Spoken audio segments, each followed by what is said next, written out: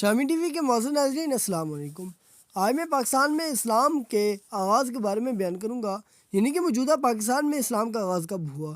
مزید ویڈیو شروع کرنے سے پہلے شامی ٹی وی کو سبسکرائب کریں، ساتھ موجود بیل آئیکن کے بٹن کو پریس کریں تاکہ ہر نئی آنے والی معلوماتی ویڈیو آپ تک پہنچ سکے۔ ناظرین، پاکستان کا سرکاری مذہب اسلام ہے۔ یہاں کی آبادی تقریباً 22 کروڑ سے زیادہ ہے۔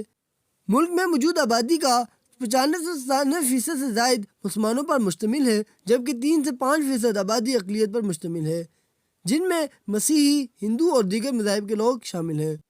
تعداد کے لحاظ سے مسلمانوں کی اکثریت سنیوں کی ہے اور اہل تشیع اس کے بعد آتے ہیں۔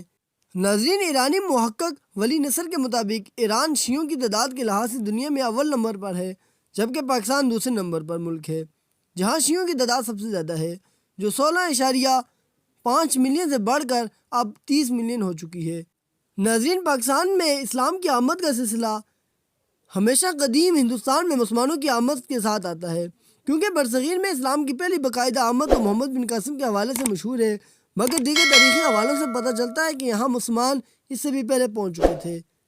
ناظرین، تاریخی لحاظ سے موجودہ پاکستان، جس میں سندھ، بلوچستان، پنجاب اور کشمیر کا علاقہ شامل ہے، اسلام سے اس وقت متعارف ہوا جب امیر معاویہ نے سندھ کے علاقوں کی طرف جہاد کے لیے لشکر بھیجا۔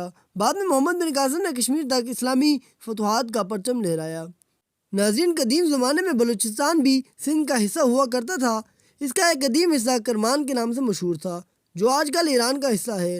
اسے سن 11 ہجری میں حضرت عمر رضی اللہ تعالیٰ عنہ کے زمانے میں سہل بن عدی نے بلائی بلوچستان یعنی پنجگور تک فتح کیا تھا، جبکہ پاکستانی حصے کا قدیم نام سیستان تھا، جسے ذیلی بلوچستان بھی کہا جاتا تھا۔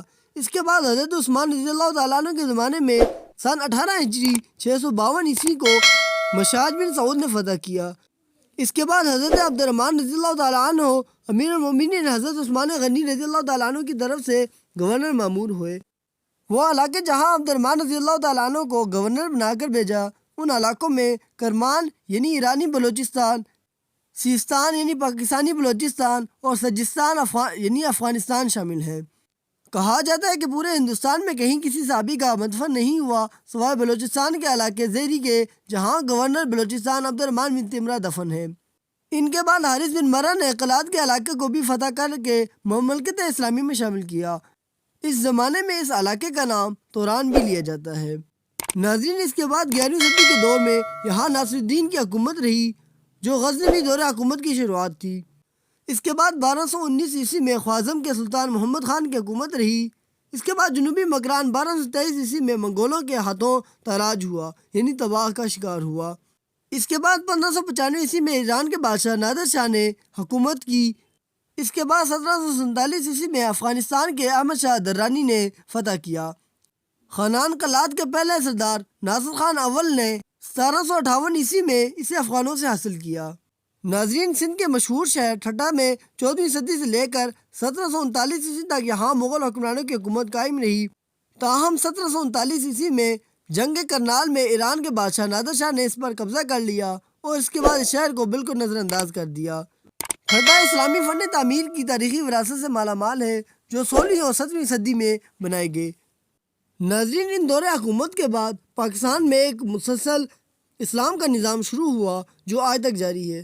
ناظرین، ان تمام باتوں سے یہ اندازہ لگایا جا سکتا ہے کہ پاکستان میں اسلام کا آغاز آپ صلی اللہ علیہ وسلم کے آخری خطبہ حجت الوداع کے بعد جب آپ صلی اللہ علیہ وسلم نے صحابہ کو دنیا میں اسلام پھیلانے کے لیے بھیجا، تو اس وقت کچھ صحابی یہاں ہجرت کر کے آئے اور انہوں نے اسلام کو بلند کیا۔